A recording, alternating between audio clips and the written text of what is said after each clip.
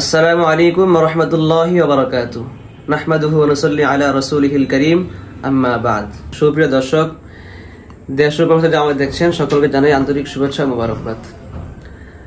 আজকে একটি গুরুত্বপূর্ণ বিষয় আমরা জানবো ওযু সম্পর্কে।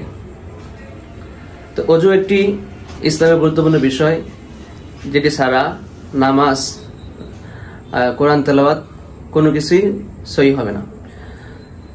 এবং এমনকি যদি কেউ ওযু ছাড়া নামাজ এবং কোরআন তেলাওয়াত করে তার কবিরা গুনাহ হবে। এটা হচ্ছে সহি মাসালা। এখন আমাদের জানার বিষয় হচ্ছে ওযুর ফরজ কয়টি ও কি কি। ওযুতে 4 ফরজ, এটা আমরা সকলেই জানি। ওযুর আরো অন্যান্য অঙ্গ আছে আমরা ধৌত করি, সেগুলো ধৌত করা ফরজ না। 4টি অঙ্গ ধৌত করা ফরজ, এটা সহি মাসালা।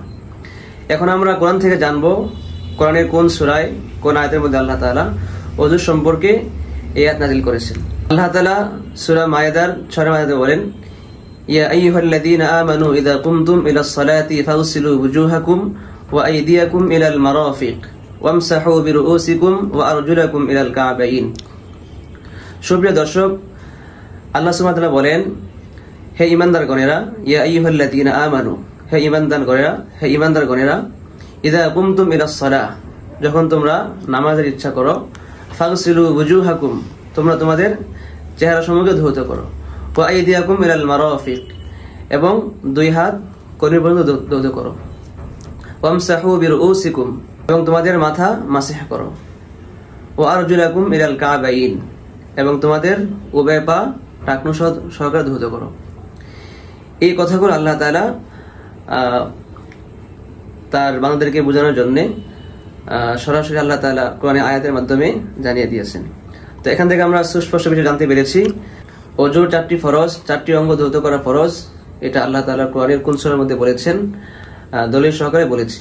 আরেকটি মূল কথা হচ্ছে, যে 4টি অঙ্গ ধৌত করা ফরজ, যদি 4টি অঙ্গের কোনো একটি অঙ্গের চুল পরিমাণ যদি শুকনো থাকে, তাহলে আপনার ওযু হবে না।